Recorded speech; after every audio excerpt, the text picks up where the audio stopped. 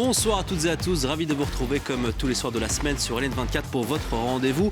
Bienvenue dans le monde orient. Salut Nico. Salut Jim, alors très beau programme à nouveau aujourd'hui avec un grand débat, les images qui ont fait le tour du monde et bien sûr une rencontre avec une personnalité en fin d'émission et tout ça jusqu'à 23h. Mais commençons par le commencement et le commencement Jim, c'est de l'actu. Et oui, accord en 47 nuits sur la reconnaissance de la Palestine avec plusieurs conditions comme le départ du Hamas et la libération de tous les otages. Plusieurs partis présentent ça comme une victoire alors que leurs positions ne sont pas les mêmes. Nous en débattrons dans quelques instants avec Denis Ducarme, député fédéral MR, et Saskia Bricmont, députée européenne écolo. Mais ce n'est pas la seule image qu'on tiendra aujourd'hui, Nico. Non, petit détour d'abord vers la Chine où le président nord-coréen Kim Jong-un est arrivé pour un moment historique avec Xi Jinping et Vladimir Poutine. On s'arrêtera aussi sur ces images dramatiques de glissement de terrain au Soudan et puis direction le Brésil où Jair Bolsonaro joue son avenir dans son procès pour tentative de coup d'État. Tout ça, ça sera d'ici une vingtaine de minutes dans l'arrêt sur image d'Alexandre Gérard. Et puis Jim, le monde orient, c'est aussi chaque soir un grand invité, une rencontre avec une personnalité. Oui, une personnalité ce soir, c'est une jeune actrice belge à suivre absolument. Elle a tourné avec Cécile de France, avec Xavier Dolan ou encore avec François Damiens. Elle vient ce soir nous présenter son tout nouveau film intitulé Nino. Elle s'appelle Salomé de Wals et elle sera avec nous juste après 22h30. Et enfin, on terminera en beauté avec le scroll de Marie-Jean Riès, toutes ces actualités qui ont buzzé sur les réseaux sociaux aujourd'hui et notamment le grand retour tout beau mais pas nécessairement tout neuf de Cyril Hanouna. Bienvenue dans le monde orient et on commence tout de suite avec le grand dossier du jour. On ouvre le 22h10 Actu.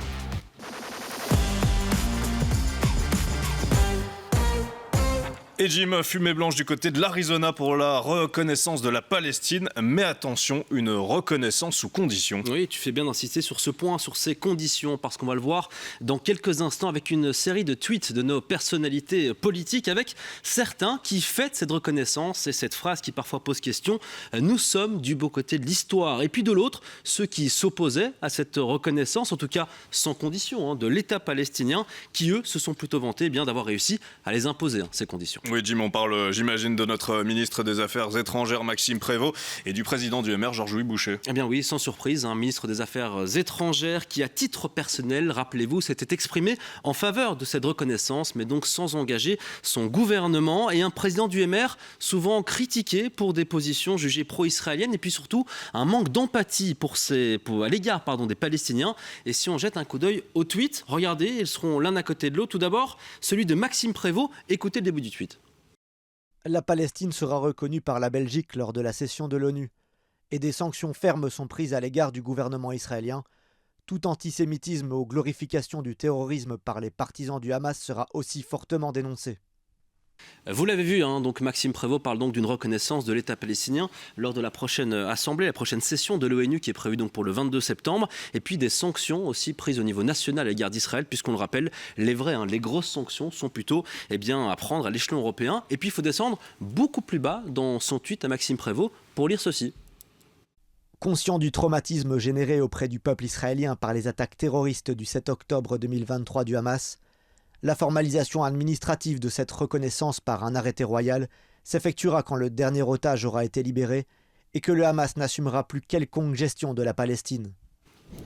Et c'est là que la situation elle risque de se compliquer. Deux conditions donc à la reconnaissance de l'État de Palestine. Tout d'abord, la libération de tous les otages et puis le Hamas qui ne pourrait plus jouer un rôle dans ce futur État palestinien. Et du côté du MR, Jim, c'est plutôt là-dessus qu'on a insisté ?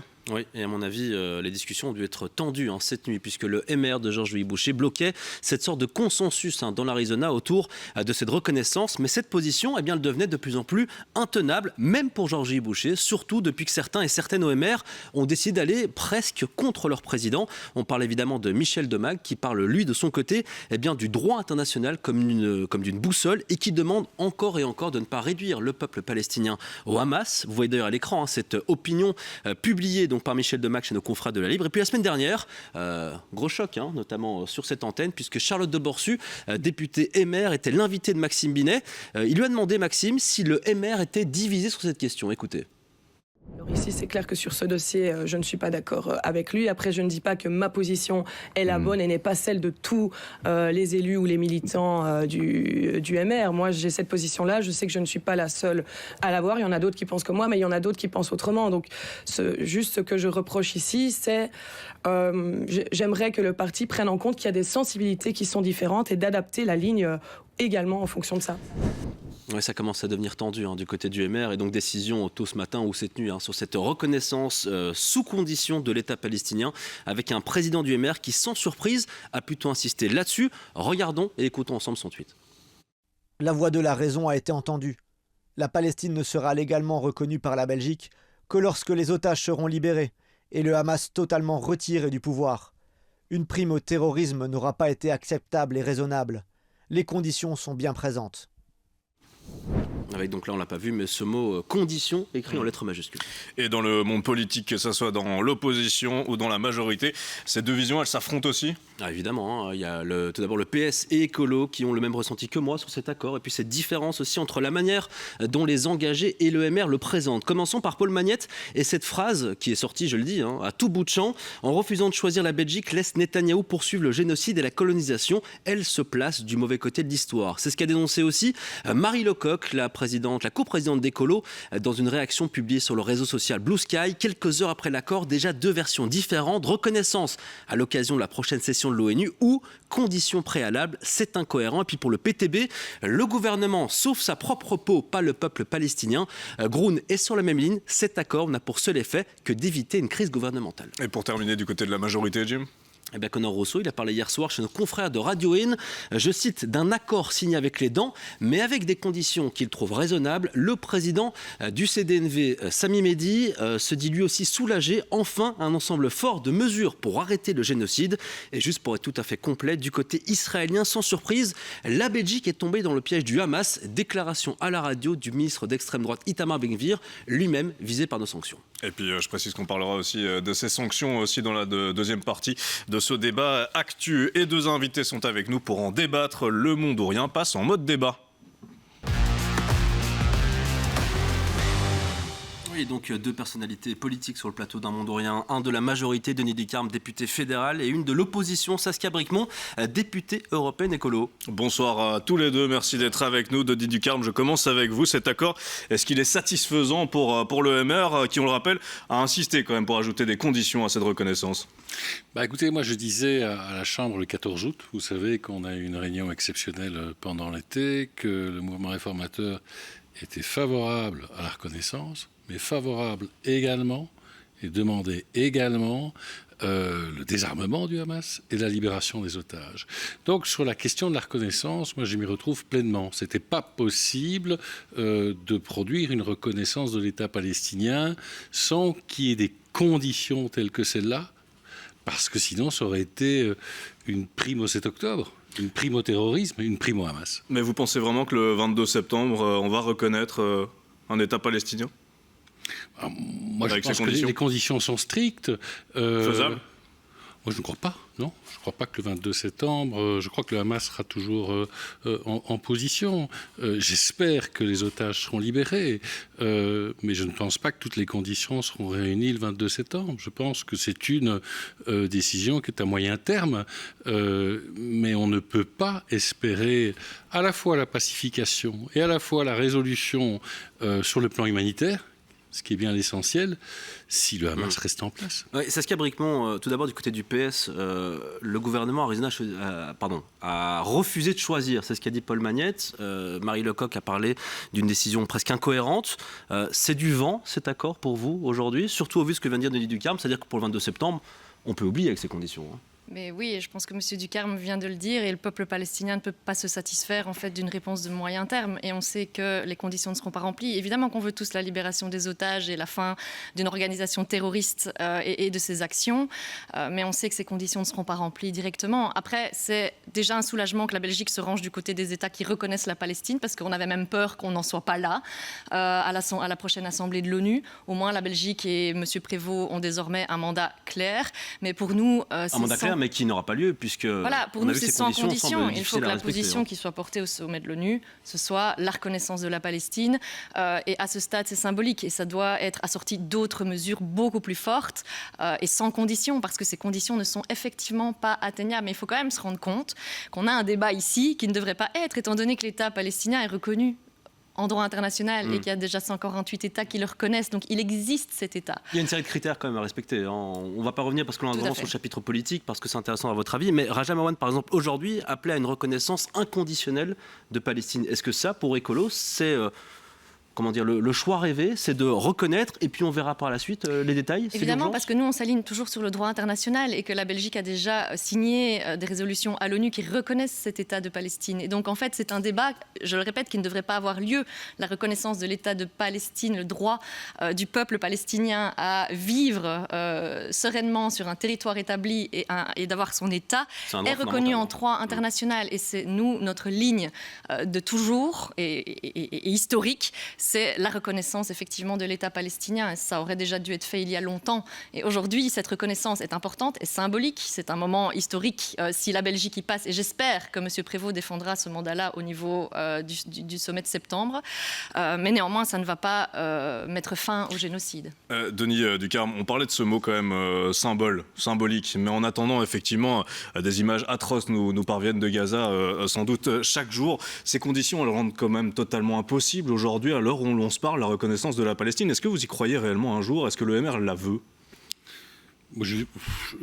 Nos propos sont sincères. Quand on dit qu'on souhaite la reconnaissance, mais à des conditions qu'on a énumérées déjà depuis plusieurs mois, en effet, si le Hamas octroyer la reconnaissance aujourd'hui, c'est renforcer le Hamas. Et ça, on en est convaincu. Et donc, c'est pas ça qu'il faut faire. Il faut naturellement qu'on veille à désarmer le Hamas et veiller à ce qu'un mouvement terroriste reconnu comme tel par l'Union européenne ne pilote plus une partie de la Palestine. Parce que ça, ce n'est pas les conditions de la pacification, ni les conditions de la résolution sur le plan humanitaire. Ouais, une prime au terrorisme, nous dit Denis Ducarme, si on avait justement accordé cette reconnaissance sans condition. Vous le dites vous-même, c'est quelque chose qui était demandé par Écolo. Alors pas cette reconnaissance sans condition, mais une reconnaissance très symbolique. Qu'est-ce que vous répondez à cet argument-là, Saskia Brikmont? Je suis sidérée, c'est aussi les propos de M. Boucher, cette prime au terrorisme si la reconnaissance avait lieu sans condition. Mais mettre ces conditions, en fait, c'est assimiler, à tort évidemment, Hamas et population palestinienne. C'est considérer que l'ensemble de la population palestinienne qui se fait massacrer aujourd'hui, 62 000 morts, 18 000 enfants morts.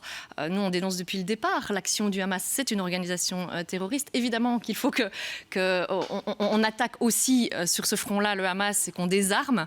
C'est une évidence pour nous. Mais conditionner la reconnaissance de l'État palestinien, le droit du peuple palestinien à avoir son État, aux conditions qui sont mises par le gouvernement Arizona aujourd'hui, en fait, c'est ne pas décider, c'est décider de ne pas vraiment décider, puisqu'on sait que ce sont des conditions qui ne peuvent pas être remplies. Or, le peuple palestinien aujourd'hui est à distinguer fondamentalement d'une organisation terroriste telle que le Hamas. Et là on pourra jamais être d'accord, en fait. Et je crois que derrière, il y a effectivement un choix, une volonté politique de ne pas reconnaître l'État palestinien. Denis Ducarme, on le voit, vous n'êtes pas d'accord. Pourquoi? Non, pourquoi ce n'est pas vrai? Parce qu'aujourd'hui, il faut regarder la réalité comme elle est. Ce par quoi je suis parfois un peu choqué, je l'ai dit également à la Chambre lors de notre réunion spéciale, c'est qu'on ne peut pas retirer de l'équation qui nous conduit au drame humanitaire d'aujourd'hui le 7 octobre. On ne peut pas le faire. Évidemment que ça n'implique pas de donner raison au gouvernement israélien qui ne laisse pas rentrer le volume d'aide humanitaire souhaité. Mais on ne peut pas faire comme si le 7 octobre, où les soldats du Hamas ont conduit une action terroriste, mais pas seulement, une action de guerre. Ils sont rentrés sur le territoire israélien pour tuer 1000 civils. Donc faire abstraction du 7 octobre, c'est pas possible non plus. C'est pour cette raison aussi, en partie, que nous estimons que la diplomatie, chers collègues, c'est aussi utiliser sur le plan international les outils qui nous permettent de faire pression. Et nous souhaitons faire aussi pression sur l'autorité palestinienne, la véritable autorité palestinienne, celle de Cisjordanie, par rapport au Hamas. Mais tant que le Hamas, ce mouvement terroriste, pilotera une partie de la Palestine, on ne pourra pas espérer une pacification avec Israël et une reconnaissance à deux États, comme nous le souhaitons évidemment. Ça, vous n'êtes pas d'accord, Saskia Bricmont? Le Hamas peut faire partie, d'une certaine manière, avec les précautions à prendre, de la solution pour le futur État palestinien? Non, absolument pas. Et ça n'a jamais été nos propos. Le Hamas est une organisation terroriste reconnue, point. Mais par contre, les propos de M. Ducarme et du MR depuis toujours, c'est comme si tout avait démarré le 7 octobre. Non, c'est pas et ça c'est non aussi plus. la reprise des arguments du gouvernement Netanyahou, qui est un gouvernement d'extrême droite, il faut le rappeler. Donc je remarque depuis le départ, depuis 2 ans, qu'il y a un alignement des positionnements et des prises de position avec le gouvernement Netanyahou. Étant donné que au départ, la réplique du gouvernement Netanyahou, c'est au nom du droit de se défendre et d'attaquer le Hamas. Désormais, l'ennemi du gouvernement Netanyahou, ce n'est plus le Hamas, c'est la population palestinienne. Et le gouvernement Netanyahou ne s'en cache pas. Il veut l'occupation totale. C'est un massacre et un génocide. On ne peut pas parler de crise humanitaire. C'est un génocide qui est en cours. C'est l'utilisation comme arme de la famine pour tuer la population palestinienne. En fait, c'est une épuration ethnique. Et si on en revient au sujet, et c'est pour ça que la réaction qu'est-ce qui vous pose problème dans les Hamas conditions, Saskia Bricmont, aujourd'hui? Qu'est-ce qui vous pose problème dans les conditions qu'a rappelé Denis Ducarme, à savoir le fait que le Hamas ne doit pas faire partie de la solution et qu'il faut libérer tous les otages? Pourquoi est-ce que cet accord n'est pas encore suffisant à vos yeux, Saskia Bricmont? La reconnaissance de l'État palestinien, c'est l'alignement avec le droit international. Il faut reconnaître l'État, point. Il ne faut pas commencer à y mettre des conditions. Il y a un gouvernement, il faut soient. parler avec des gens quand même pour reconnaître cet État. On fait quoi si ce sont si c'est un groupe terroriste islamiste? On doit bien avoir quelqu'un avec qui parler. Non, mais donc l'autorité palestinienne. Qui est totalement délégitimée aujourd'hui. Et donc là, il y a aussi une responsabilité historique et un travail à faire sur le plan diplomatique, sur le plan relationnel, pour faire en sorte qu'une nouvelle autorité palestinienne puisse émerger. Mais l'espace démocratique n'existe pas aujourd'hui. Il n'y a aucun espace diplomatique non plus au niveau de l'Union européenne pour faire en sorte d'arriver à une solution à 2 États. C'est pour ça que cette reconnaissance est extrêmement importante et que ça puisse enclencher des démarches et un travail pour permettre l'émergence d'une autorité palestinienne digne de ce nom qui représente la population palestinienne aussi dans les négociations. Mais ni la communauté internationale, ni l'Union européenne, ni jusqu'à ce stade la Belgique n'est allée dans ce sens. De même que le gouvernement Netanyahou aujourd'hui, qui, je pense, va simplement continuer dans sa solution finale, qui est la destruction totale de l'État palestinien. Et on y reviendra. Mais quand on voit la décision sur la colonisation aujourd'hui, c'est dans cette direction-là qu'elle va. Et l'annihilation de tout État palestinien ou de toute possibilité d'État palestinien. Avant de parler du volet des sanctions, Denis Ducarme, je laisse une réaction, parce que répondre. tout de suite, malheureusement, je crois que les débats peuvent être intelligents. On peut avoir un débat sans caricaturer l'autre. Quand vous indiquez que nécessairement le MR se serait aligné sur le gouvernement d'extrême droite de M. Netanyahou... Ce qui concerne le Hamas, oui. Excusez-moi, madame, mais si c'était le cas, on n'aurait pas donné notre accord sur l'ensemble des sanctions qui vont frapper le gouvernement israélien, M. 90% des logements sont détruits, M. Ducarme. Vous avez attendu combien de temps avant d'enfin décider quelque chose? Mais non, pas du tout. Je sais que vous êtes au Parlement européen. Vous ne suivez plus, sans doute, avec la même attention, les débats en Belgique. Mais nous avons répété encore en juillet qu'on trouverait le mouvement réformateur aux côtés du ministre des Affaires étrangères pour sanctionner le gouvernement israélien afin de trouver des solutions au drame humanitaire qui est rencontré. C'est ce que nous avons dit, c'est ce que j'ai dit. Je vous invite à regarder les vidéos à cet égard au niveau du débat à la Chambre. C'est ce que nous avons dit au nom du MR il y a déjà de cela plusieurs semaines. Ne vous inquiétez pas, je suis bien au fait de la politique belge et je suis de près ce qui se passe puisque je condamne et je critique l'État belge pour son inaction dans le dossier, notamment sur la scène européenne, puisque c'est le problème de l'ensemble des gouvernements européens aujourd'hui, ou presque, c'est leur inaction. Et malheureusement, la Belgique en faisait partie. Vous avez attendu que, je le répète, 90% des logements soient détruits à Gaza, qu'il n'y ait plus un hôpital debout, plus une école debout, des centaines de milliers d'enfants qui sont privés d'école, 62 000 morts, dont 18 000 enfants, des enfants mutilés à vie, qui ont été séparés de leur famille. Donc, il a fallu attendre d'en arriver là aujourd'hui, à ce qu'on doit qualifier de génocide, à voir que les gens sont par terre, Denis Ducarme, juste pour qu'enfin il y ait une mini-réaction conditionnée. C'est quand même grave. Vous répondez quoi à ceux qui disent que le MR est le parti qui a tout bloqué depuis longtemps aujourd'hui en Belgique? Pas du tout, parce qu'il a fallu, vous l'avez vu, attendre aussi assez longuement avant d'avoir la position du Premier ministre et de la NVA.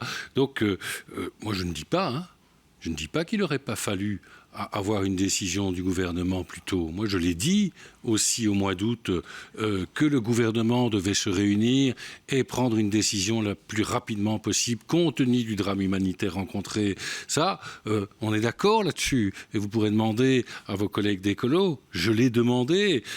En attendant, aujourd'hui, il y a, et on va en parler toute une série de sanctions sur lesquelles nous nous accordons et qui, je pense, vont aider. Justement, vous donnerez votre avis là-dessus dans un instant, Denis Ducarme. On va s'intéresser effectivement à l'autre volet de cet accord, les sanctions contre le gouvernement israélien. C'est Marie-Jean Riès qui nous expliquera tout ça dans quelques instants. Oui, le Monde Orient revient juste après ceci. Restez bien avec nous sur LN24.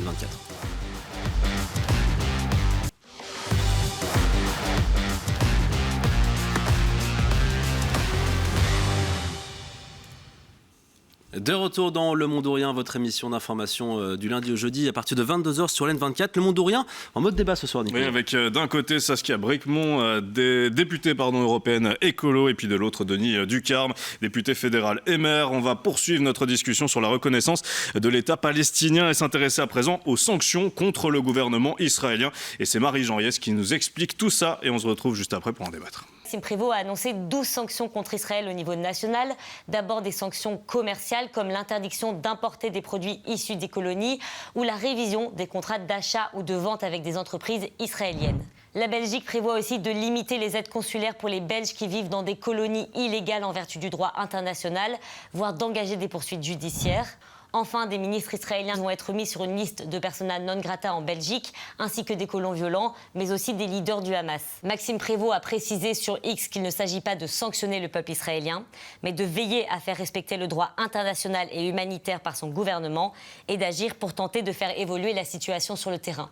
Denis Ducarme, vous comprenez la décision du gouvernement de Wever d'imposer des sanctions aujourd'hui au gouvernement israélien? Oui, c'est important. C'est important parce que ça doit mettre la pression sur le gouvernement israélien qui aujourd'hui, il faut le rappeler, c'est en cela où c'est une décision de gouvernement équilibrée, ne rencontre pas ses engagements en matière d'accès à l'aide humanitaire.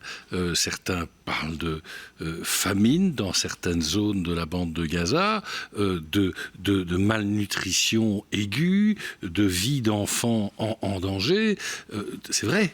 Et donc, il y a un vrai problème en termes d'accès à l'aide humanitaire, qu'elle soit alimentaire, qu'elle soit sanitaire, qu'elle soit logistique. Elles sont assez fortes les sanctions avec ce que vous dites, Denis Ducarme? Écoutez, moi je pense en tout cas que si l'ensemble des pays européens mettaient sur la table, et on sait qu'il y a des blocages aussi au niveau d'un certain nombre de pays européens et au niveau de l'Union européenne, si l'ensemble des pays européens mettaient sur la table des sanctions telles que celles que nous mettons en place en Belgique, peut-être qu'il y aurait des effets. Peut-être aussi que si le gouvernement américain prenait des sanctions comme celles que nous prenons en Belgique, il y aurait aussi des effets. Donc nous faisons à notre niveau notre part. Et nous pensons que l'ensemble des sanctions peuvent rencontrer leur cible. Saskia Brikmont, est-ce qu'on ne va pas assez loin, selon vous, avec ces sanctions? C'est déjà une étape. Je pense que c'est extrêmement important que des sanctions soient enfin adoptées. Donc c'est une étape positive. Maintenant, pour qu'elles soient effectives, et il y en a plusieurs, l'embargo sur les armes dépend du niveau régional.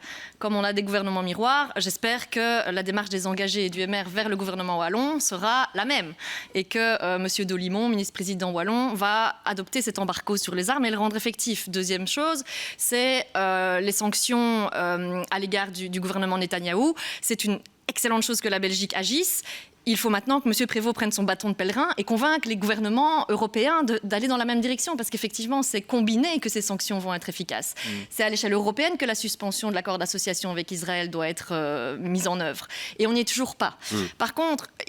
On n'y est toujours pas. Pourquoi? Parce que les représentants européens de la Commission européenne et Mme Kallas se retranchent derrière l'absence d'unanimité des États membres. Donc il faut avancer et il faut que les États membres qui actionnent des sanctions au niveau national fasse en sorte qu'enfin on avance au niveau européen. Mais là où il ne faut pas d'unanimité, c'est de coordonner l'aide humanitaire européenne avec des États volontaires qui veulent bien envoyer l'aide humanitaire, que ce soit via la mer ou via la terre. Et là, on a une représentante aussi émère à la Commission européenne, Madame Hadja Labib. Et donc, on attend de Madame Labib que... Au-delà de ces déclarations qui ont été fortes, elle a pris des positions fortes, mais il faut des actes. Et parmi les actes, acheminer l'aide humanitaire en coordonnant l'action des gouvernements volontaires est possible. Parce que si on en est là aujourd'hui avec des sanctions, et la reconnaissance de l'État palestinien, c'est aussi grâce à la pression populaire, à la pression de la population qui est dans les rues. Il y a encore une manifestation dimanche, mais par contre, ce qui n'est pas normal, c'est que ce soit la population, des civils, qui doivent affréter des flottilles vers Gaza pour acheminer de l'aide humanitaire. Pourquoi ? Parce qu'il y a une inaction gouvernementale et de l'Union européenne. Un mot quand même, Denis Ducarme, moi ça m'a interpellé. On parle ici d'une sanction d'aller plus loin, notamment un embargo sur les armes israéliennes. Alors je vais quand même en préciser à ceux qui nous suivent que la plupart des armes viennent quand même des États-Unis. Il y a une partie qui vient de certains pays européens. On irait jusque-là du côté du MR ? Je pense qu'il y a... En rappelant comme la situation géographique d'Israël.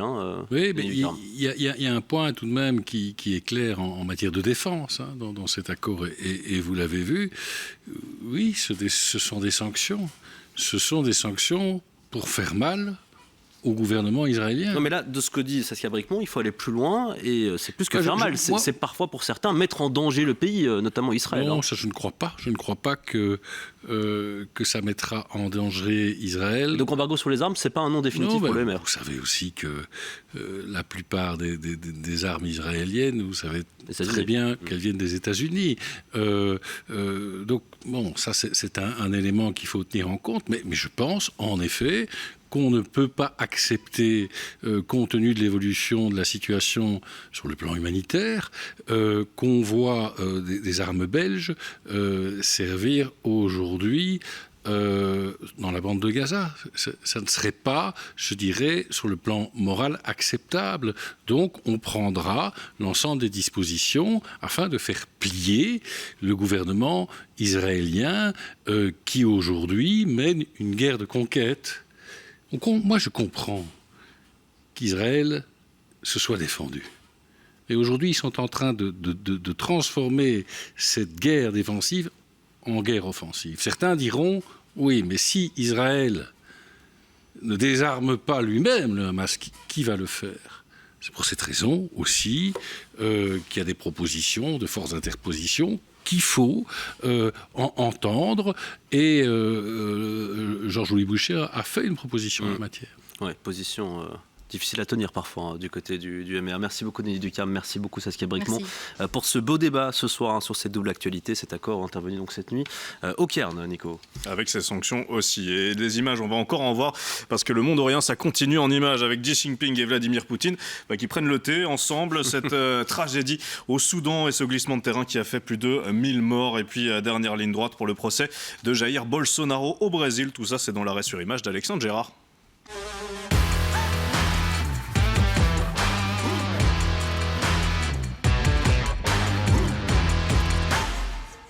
Et premier arrêt d'abord à Pékin pour prendre le thé, oui, à la table, Vladimir Poutine et Xi Jinping. S'ensuit une petite balade dans un parc pékinois, une rencontre ce matin pour montrer au monde leur entente. Наше тесное общение отражает стратегический характер российско-китайских связей, которые находятся на беспрецедентном высоком уровне. Le président chinois a renvoyé l'ascenseur à son homologue russe. Il souligne une collaboration complète et veut coopérer à un système plus juste et plus raisonnable, comprenez, en opposition aux États-Unis et à l'Occident. Il a aussi été question du conflit russo-ukrainien. Certains alliés de l'Ukraine pensent que la Chine soutient la Russie. Des soupçons balayés d'un revers de main par la Chine. 中方在乌克兰危机问题上的立场是一贯的、明确的。从危机爆发第一天起，中方就秉持客观公正立场，坚持劝和促谈。 Un autre dirigeant sera présent aux côtés du duo demain à Pékin. Kim Jong-un participera au défilé célébrant les 80 ans de la fin de la Seconde Guerre mondiale, comme les présidents russes et chinois. Deuxième image, et on se rend au Soudan, avec une catastrophe qui vient s'ajouter au désastre de la guerre.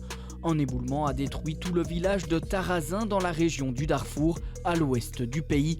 Une personne a survécu, mais tous les autres habitants sont morts. Ça représente plus d'1 millier de Soudanais.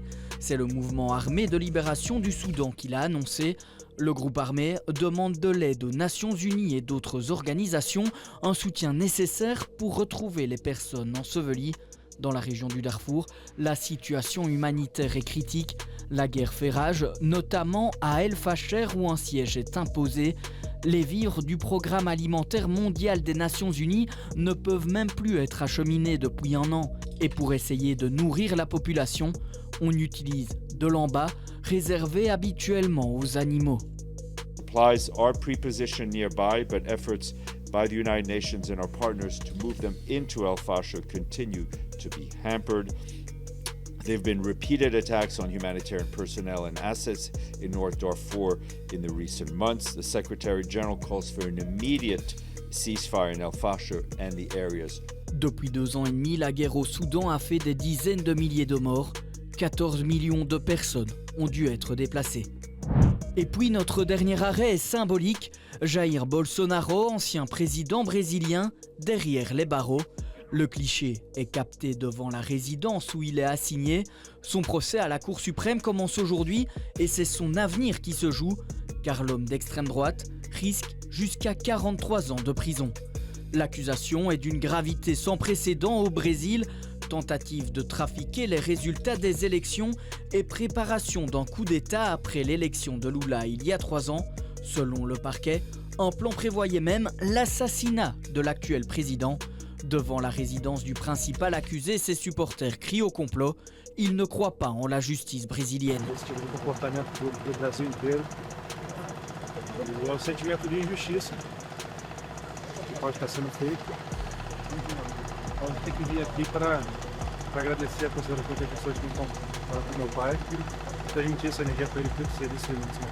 Du côté des autorités brésiliennes, on a renforcé le dispositif de sécurité.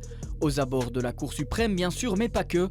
Le palais présidentiel et le Sénat vont aussi être plus surveillés pendant le procès. Le verdict est attendu dans 10 jours. Et l'arrêt sur image d'Alexandre Gérard, c'est tous les soirs dans Le Monde Orient. Et puis quand vous le souhaitez, vous qui nous regardez sur LN24.be. On va se préparer, Nico, parce que là on va complètement changer d'ambiance. On se prépare à accueillir l'actrice Salomé de Wals. Ça me fait beaucoup rire parce que j'ai l'impression que votre chaise descend et vous êtes de chaise plus en descend, plus petit, mais ça me fait plaisir pour une fois. Salomé de Wals, retenez bien son nom si vous ne la connaissez pas. Elle a été nommée au César. Son dernier film est passé par le Festival de Cannes. Elle a tourné avec Cécile de France, François Damiens, Xavier Dolan. Bon, je pense que je peux m'arrêter là. Ça donne assez envie, non? Salomé de Wals dans Le Monde Orient, c'est d'ici quelques instants. Restez bien avec nous sur LN24. À tout de suite.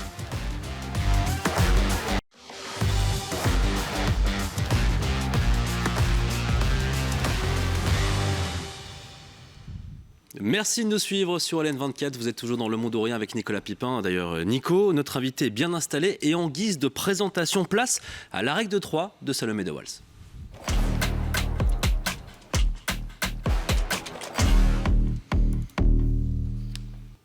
Nico, 3 mots pour résumer, pour présenter la personnalité qui s'est installée sur le plateau du Monde Orient. Oui, Jim, alors chaque soir dans le Monde Orient, je vais donc vous donner 3 mots qui feront le portrait de notre grande invité, de notre témoin de l'actualité.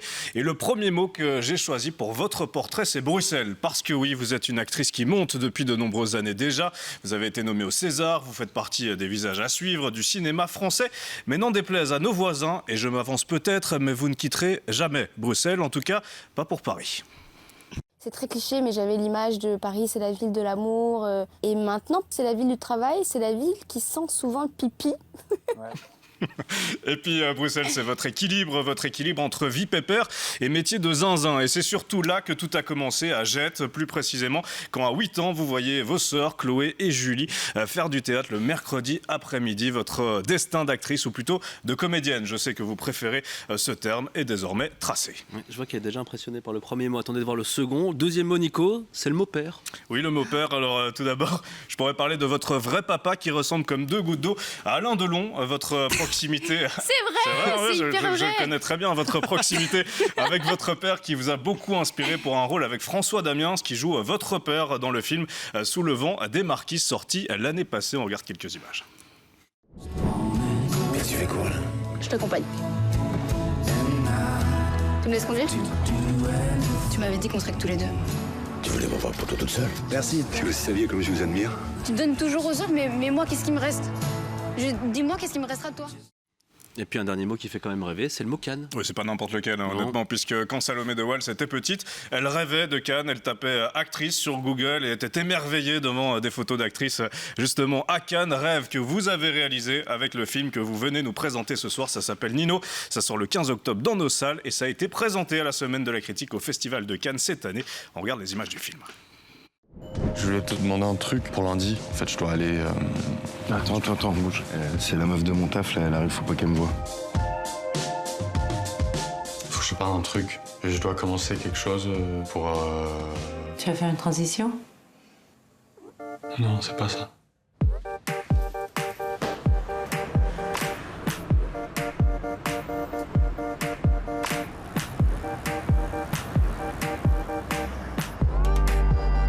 On se connaît, hein? Si, on était au collège ensemble.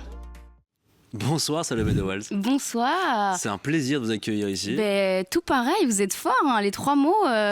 Pour l'instant, c'est que lui. Hein, je valide 100%, vraiment. En tout cas, c'est un plaisir de vous recevoir ce soir, de vous découvrir aussi ce soir, de vous faire découvrir aussi au public belge qui ne vous connaît pas encore. Parlons d'abord de Cannes. Ça fait quoi de vous retrouver là-bas? C'est un peu le Graal, non, pour une actrice? Bah ouais, c'est vrai que quand j'étais petite, comme je viens pas du tout de ce milieu-là, je tapais actrice belge Cannes et je voyais des photos d'Émilie de Cannes et du coup, il y avait quelque chose qui me disait, mais si je veux faire du cinéma, il faut que j'aille là-bas. Et au fur et à mesure, en faisant ce métier-là, je me suis rendu compte que c'était plus un objectif en soi d'aller à Cannes.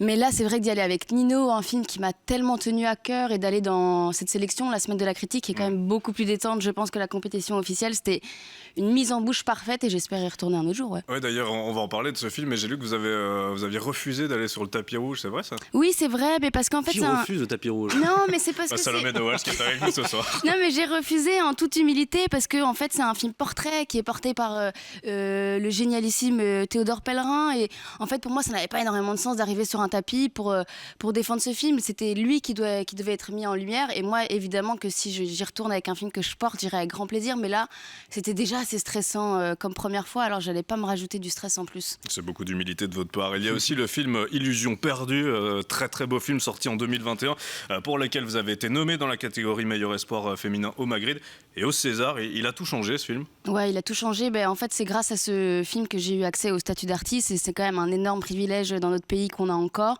On espère que ça va pas bouger. Donc moi, c'est ce qui m'a permis en fait quitter les boulots alimentaires et de pouvoir vivre de ma passion, prendre des risques. Et après, je le dis toujours, si j'ai plus de boulot dans le cinéma, j'aurais aucun problème à retourner travailler, mais c'est vrai que ça m'a offert une énorme liberté et puis une crédibilité. Et les gens, avant, j'arrivais en casting et je devais encore donner ma pancarte, mon numéro de téléphone et voilà, qui c'est celle-là? Oui, bon. Et là, j'ai, je crois, éveillé la curiosité de certaines personnes en se disant Giannoli l'a validé, j'ai envie de voir ce qu'elle vaut. C'est la personne qui a refusé le tapis rouge, quoi. Ouais, exactement. Mais voilà. Moment, vous travailliez le matin dans un boulot alimentaire et puis vous alliez à des castings ou c'est des ça. tournages? En fait, je travaillais, j'étais serveuse dans des restaurants, animatrice pour enfants et en fait, j'essayais de trouver des boulots qui me permettaient d'avoir une certaine flexibilité. Et dès que j'avais un casting, je posais congé et j'y allais. Et ce film-là, en fait, ça a été le moment où ça y est, j'ai pu vivre de mon métier, quoi. Et j'ai pu assumer aussi que j'étais actrice. Chaque fois qu'on me demandait, tu fais quoi dans la vie? Je disais, je suis serveuse et je tends à être actrice. Là, il y a eu ce truc de ça y est, en fait, je vis de ma passion. Mon métier, c'est je joue devant une caméra. En fait, je suis actrice. Oui, d'ailleurs, on va en revenir au César, parce que souvent, c'est ce qui pourrait définir une bonne actrice d'une actrice peut-être un peu moins connue. Maintenant, César, vous le connaissez bien. D'ailleurs, vous aviez un parrain au César. Oui. Ce parrain, c'est lui. Elle est belge. Attention, vous n'allez pas avoir la réponse que vous attendez. Non, je sais pas, moi. Les Césars, ça représente, je sais pas, c'est cool d'y être. Oh là là, j'ai pas... Non, mais attends. C'est super ce que t'as dit. Évidemment que c'est cool d'y être. Évidemment que c'est cool d'y être. Et en fait, quoi de mieux que dire c'est cool d'y être? Mais est-ce que t'as un peu mieux à dire, ça? J'ai une question pour vous quand même. Pourquoi Jonathan Cohen? Même si j'ai envie de dire pourquoi pas non plus. C'est exactement ça. Moi, je suis partie avec ce truc pourquoi pas, parce qu'il y a un truc au César, ou en tout cas là c'était les révélations. On dit toujours il faut prendre un acteur, une actrice auquel tu t'identifies. Moi, c'est vrai qu'en termes de travail, on fait pas la même chose. Mais je me suis dit c'est un moment que j'ai envie de partager avec quelqu'un qui pourrait tout à fait me détendre, me faire rire, qui j'aime en fait tout simplement, sans essayer de me dire si je veux prendre un tel, peut-être qu'il me fera travailler, elle me fera travailler. Là, je me suis dit j'ai envie de passer un bon moment. Ce serait bien comme image pour la suite de ma carrière. derrière. Ouais, exactement. J'étais pas dans. D'ailleurs, ça se voit sur cette interview. Je n'ai rien préparé. C'était naturel et à refaire. Évidemment, je le refais. Jonathan a été un énorme support et surtout que j'étais enceinte à ce moment-là et je l'avais dit à personne. Et lui, je lui avais dit, je suis enceinte et tout. Un premier et en courant. fait, et lui aussi, il avait eu un enfant, etc. Donc on a pu aussi parler de ça, de plein de choses. Ça a été un super support et je regrette absolument pas. On prendra son numéro peut-être pour Jonathan Cohen. Oui, on aimerait bien le recevoir. Et la comédie, c'est quelque chose qui vous parlerait, arrêter Jonathan Cohen par exemple? Évidemment, parce que je pense qu'on a tendance à hiérarchiser un petit peu les styles dans le cinéma. Des fois, on met un petit peu la comédie en bas, alors que je trouve que pour moi, je trouve que c'est plus difficile de faire rire quelqu'un que de le faire pleurer. Moi, c'est vrai que le drame, c'est ma zone de confort, c'est de là que je viens. Mais si je suis dirigée par un Jonathan Cohen qui est très précis dans son travail, c'est un bosseur, c'est pas parce qu'il a l'air comme ça, tout feu, tout flamme.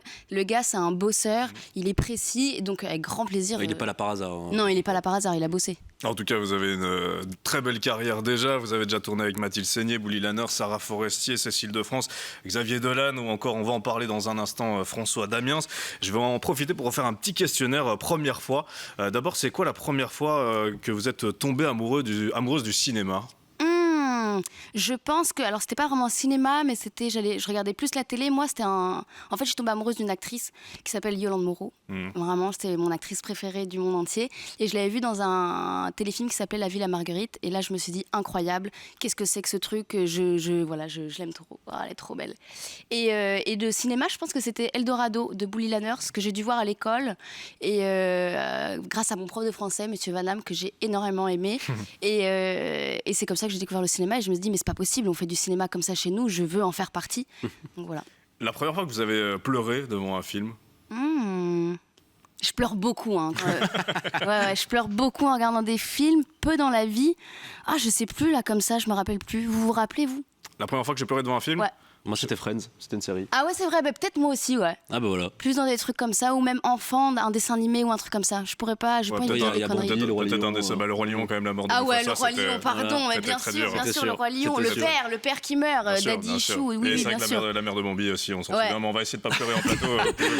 La première fois que vous avez été impressionné par un acteur ou une actrice? Je suis pas vite impressionnée. Par contre, je peux être en admiration sur le travail de quelqu'un et je pense que c'est Cécile de France. Cécile de France, je l'ai rencontrée sur le plateau d'Illusions perdues. Première fois que je me retrouve sur un plateau de cette envergure-là. Et j'ai adoré sa manière de travailler, à la fois très humble et très précise de nouveau. Donc Cécile de France, je pense. Ouais, elle sera notre invitée d'ailleurs la semaine prochaine. Génial, vous savez que j'ai un film qui sort avec elle courant mi-décembre. Vous avez bossé. Ok, vous avez bossé. On allait parler de vos prochaines actualités, bien sûr, mais Cécile de France, effectivement, qu'on recevra dans Le Monde de Rien la semaine prochaine. Dernière petite première fois. Je ne sais pas du tout si vous vous en rappelez, mais qu'est-ce que vous avez acheté avec votre premier cachet? Ah ben je le sais, mes premiers cachets, j'ai payé mes loyers, mes factures.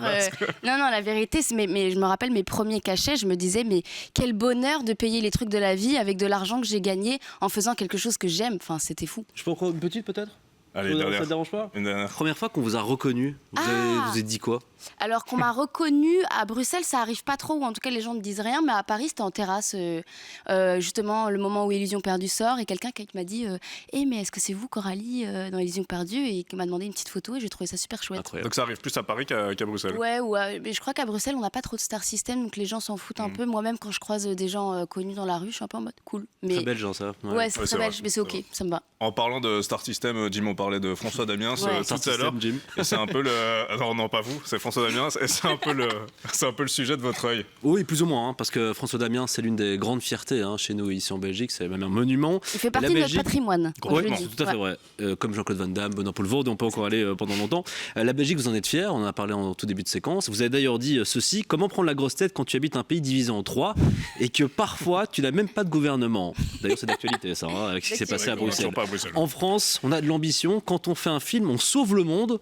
En Belgique, on raconte juste une histoire. Tout d'abord, elle veut dire quoi cette phrase? Ah ouais, tu vois, là, je me suis prise pour Jean-Claude Van Damme, je pense. Non, mais c'est l'idée quoi? Qu'on se prend moins la tête, peut-être en Belgique? Non, mais je pense que chez nous, en Belgique, le cinéma, il est vachement divisé. Donc, on a le cinéma francophone, néerlandophone, et puis bruxellois. Enfin, c'est déjà très petit, à petite échelle. Et du coup, en France... Quand je suis sur un plateau, les gens, directement, ils vont dire c'est un grand film, on va aller au César, on va aller à Venise. En Belgique, c'est des discussions que j'entends peu, en fait, sur un plateau. Mais c'est à double... Enfin, il n'y a pas un qui est mieux que l'autre. C'est-à-dire qu'en Belgique, oui, on est sur le moment, il y a un truc plus... Un petit peu mieux quand même. Non, je peux pas Ça choisir. sent pas le pipi à Bruxelles, non, ça moi va. j'ai l'impossible d'être une enfant divorcée en fait. Une enfant divorcée, tu vois, genre, On doit il y a la choisir entre France, il y a papa la et maman. Belgique. La Belgique m'a vraiment fait naître et la France, voilà, enfin voilà, c'est les deux me vont, j'aime les deux. Je rentrerai pas dans ce débat-là, sinon je vais plus avoir de travail. Non, je rigole, mais... Non, on va pas faire ça. je sais pas ce que cette phrase veut dire on va pas honnêtement. rentrer là-dedans. En tout cas, il y a quelqu'un dont on doit être très fier en Belgique. Il y a François Damiens, bien sûr. Il y a bien sûr vous aussi, mais il y a aussi un grand chanteur qui est d'une certaine manière présent dans ce film aussi avec François Damiens. C'est Jacques Brel. Je viens rechercher mes bonbons. Vois-tu, Germaine, j'ai eu trop mal quand tu m'as fait cette réflexion au sujet de mes cheveux longs. Les bonbons que vous avez chantés à la fin de Cipher quand vous étiez petite, si je ne me trompe pas. Exactement, c'est vrai. Il représente quoi pour vous, ce Jacques Brel, justement? Mais je sais pas, comme c'est pas quelque chose avec lequel j'ai grandi finalement, parce que c'est clairement pas de ma génération. Pour moi, c'était juste, enfin, je savais qu'en Belgique, c'était le mec à suivre. Enfin, tout le monde connaissait ça, mais pour moi, je suis tout à fait honnête, ça veut un peu rien dire. Juste le mec, je chantais ses chansons à la kermesse de l'école, quoi. Des bonbons, quoi, c'est très bien. Des bonbons, ouais. C'est une chanson qu'on connaît un peu moins en plus de Jacques Brel. Avant de passer justement au focus d'Alexandre Gérard, Jim, revenons rapidement sur ce film Nino qui sort le 15 octobre dans les salles. Pourquoi il faut absolument aller le voir, ce film? Parce que ça traite plein de thèmes qui nous concernent tous? Donc Nino, c'est l'histoire d'un jeune homme qui apprend un vendredi qu'il a un cancer de la gorge et que lundi il passe en prioritaire pour commencer son traitement, et donc on suit en fait pendant 2-3 jours sa vie qui a un énorme chamboulement, et en même temps la vie continue pour les autres, et c'est ponctué par différents personnages. Donc sa mère qui est jouée par Jeanne Balibar, son meilleur pote qui est joué par William Lebguil.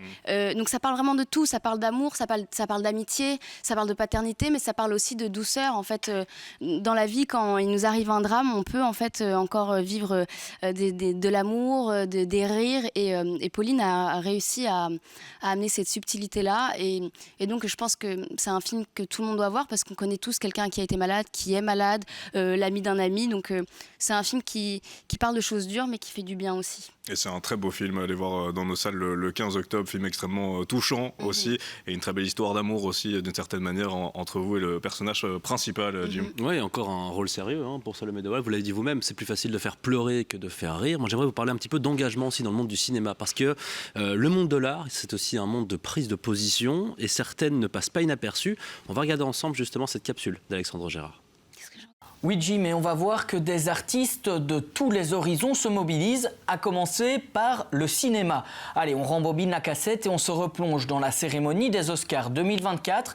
Jonathan Glazer, le réalisateur de La Zone d'intérêt, dénonce la déshumanisation dans le conflit au Proche-Orient. Right now, we stand here as men who refute their Jewishness and the Holocaust being hijacked by an occupation which has led to conflict for so many innocent people. Whether the victims of October the 7th in Israel or the ongoing attack on Gaza, all are victims of this dehumanization. How do we resist? Et cette prise de parole, elle avait fortement divisé à l'époque. D'un côté, 1000 personnalités juives d'Hollywood qui dénoncent ce discours. De l'autre, le directeur du mémorial d'Auschwitz et des organisations juives pacifiques en total soutien aux réalisateurs britanniques. Mais il y a aussi des humoristes qui dénoncent le massacre à Gaza. On pense notamment à Blanche Gardin dans un sketch lors d'une soirée en soutien à la Palestine. J'ai posté un appel à manifester pour le cessez-le-feu. Et tu n'as pas senti que c'était antisémite? Bah non, au début non, j'ai pas... Mais enfin, Blanche, enfin! Aujourd'hui, à Bruxelles, le monde de la culture s'est encore mobilisé en citant les prénoms, noms et les âges des 18 700 enfants tués dans la bande de Gaza. Alors il y a l'idée de jouer un rôle engagé, mais il y a parfois aussi l'idée d'être engagé soi-même en tant qu'artiste. Est-ce que pour vous c'est une obligation presque, en tant qu'actrice, en tant que comédienne, en tant qu'artiste, de prendre position sur certains sujets de société ? Sans pour autant rester sur Gaza en particulier. Hein. Ouais, mais c'est marrant parce que vraiment, en commençant, moi, je me disais qu'en fait, non, on n'est pas obligé en fait de dire ce qu'on pense, on n'est pas obligé de prendre position. Nous, tout ce qu'on est, c'est on dit les mots des autres, quoi. C'est ça notre métier. Et en fait, je pense qu'en grandissant, en vieillissant, en devenant maman, surtout, je me suis juste dit, moi, Salomé, donc pas l'actrice, j'ai besoin d'utiliser la parole qu'on me donne pour, oui, dire les choses auxquelles je n'adhère pas. Donc, je pense que chacun fait comme il veut, mais c'est clairement une nécessité de prendre la parole, parce qu'en fait si nous on dit rien, les engagés, pas le parti, je suis là, mais nous les artistes qui sommes engagés, si on parle pas de ça, on va laisser la place aux autres. Et donc je pense que c'est important. En tout cas, pour moi, Salomé, c'est important de le faire, mais si les autres ne le sentent pas, ne le faites pas. Et puis, il ne faut pas non plus le faire parce qu'on a une pression, on a l'impression que tout le monde le fait, donc nous aussi, on doit le faire. Il faut que la démarche, elle soit sincère, et une fois que c'est sincère, le message, il sera porté, je pense. On le sent quand c'est pas très sincère. Ouais. En tout cas, là, on sent que c'est sincère, et c'est effectivement un choix personnel. Pour terminer, je vais vous poser une des questions un peu bateau de journaliste, mais qu'est-ce qu'on peut vous souhaiter pour la suite? Plein de douceur. Il y a des projets chouettes qui arrivent, notamment avec Cécile de France. Exactement, donc il y a Louise qui sort courant décembre, pour le moment c'est le 10 décembre en Belgique, mais c'est pas sûr. Louise, un film qui est porté par Diane Rouxel, Cécile de France et moi, donc j'ai hâte. Ensuite il y a Nino, évidemment on en a parlé, et puis il y aura L'île de la Demoiselle, j'ai pas encore les dates, mais un film d'époque sur Marguerite de la Roque, donc j'ai vraiment hâte de parler. Ça va être chouette à faire, un film d'époque. Oui, puis il y a plein de choses aussi. Le 18 septembre, il y a une soirée féministe qui se passe chez Amazon, une ASBL qui lutte pour l'égalité des genres, où je vais lire des textes avec d'autres femmes qui font partie de cette ASBL. Je serai au FIF aussi. Allez, vas-y, on dit tout. Voilà, je suis marraine au FIF, et donc je présenterai Nino, ceux qui veulent pas attendre la sortie le 15 octobre. Le 7 octobre, Nino sera projeté au FIF, festival Namur emblématique, là où moi j'ai quand même commencé là-bas. Voilà, un peu tout ça. Plein d'actualités, plein de douceur. On vous espère aussi peut-être un film. Je sais que vous voulez tourner avec Joachim Lafosse aussi, et Wes Anderson en particulier. J'aimerais beaucoup travailler avec Wes Anderson. Ouais, c'est clair que. S'il nous regarde ce soir, comme ça, vous avez lancé un appel. J'ai d'ailleurs, il y a son photographe de plateau qui a fait une expo, et j'ai acheté une photo tellement je veux dans mon sac. Il faut manifester les choses. En contact avec Wes Anderson. Et j'ai toujours des chaussures, des Clarks, et Wes Anderson a les mêmes chaussures que moi. On est déjà liés par les chaussures. Peut-être que le film. Wes, si tu nous entends, Salomé Doal doit être dans ton prochain film. Merci beaucoup d'avoir été notre invité dans Le Monde de Rien. C'était un plaisir de vous avoir, et allez voir ce film, donc Nino, qui sort le 15 octobre dans les salles, et que vous pourrez voir un peu plus tôt le 7 octobre pour ceux qui sont impatients, tellement ça leur a donné envie. À très bientôt sur les 24. À très bientôt sur 24. Quant à nous, on va poursuivre cette émission. On l'a terminée en beauté avec le scroll de Marie-Jean. Et est-ce que s'est-il passé sur les réseaux sociaux, sur Internet, tout au d'horizon, des buzz du jour avec Marie?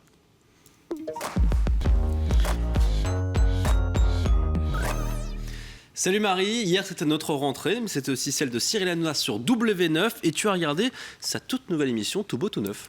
Oui, une rentrée qui s'est déroulée dans une ambiance survoltée, avec un Cyril Hanouna qui est arrivé par les airs, au plus grand plaisir des téléspectateurs. Ça faisait quand même 5 mois qu'on n'avait pas vu Cyril Hanouna à la télévision, puisque, je vous rappelle, l'Arcom, qui est donc le gendarme de la télé française, avait coupé la fréquence de C8 après les nombreux dérapages de l'animateur.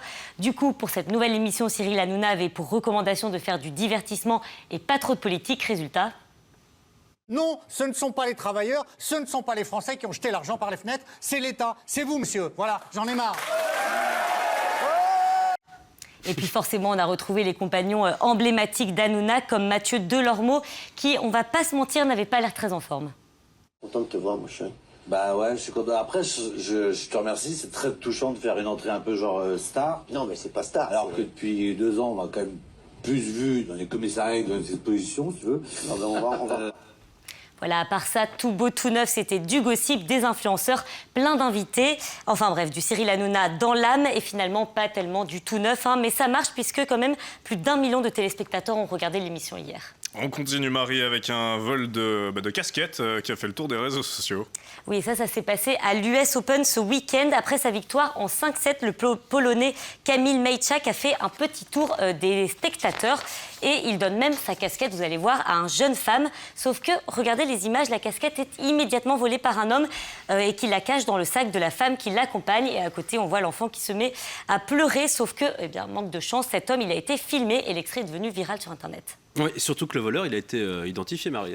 Oui, c'est un millionnaire polonais, un PDG de l'entreprise Drogbrook. Alors, il y a d'abord eu un faux communiqué qui a circulé sur les réseaux sociaux dans lequel il assumait ce vol. Et puis, finalement, il s'est excusé dans un vrai communiqué. Cette fois-ci, l'histoire, elle se termine quand même bien puisque, regardez, Kamil Majchak a retrouvé le petit garçon et il lui a finalement donné la casquette qu'il méritait. Et puis on termine, Marie, avec la rappeuse américaine Cardi B qui est en train de devenir une machine à mème. Oui, Cardi B, regardez, c'est elle, c'est une rappeuse américaine ultra connue, mais qui en ce moment ne chante pas beaucoup puisqu'elle est en plein procès. En fait, une agente de sécurité l'accuse de l'avoir blessée à la joue en 2018. À l'époque, Cardi B est enceinte, personne ne le sait. La vigile aurait filmé la chanteuse à son insu et donc Cardi B se serait énervée et l'aurait agressée.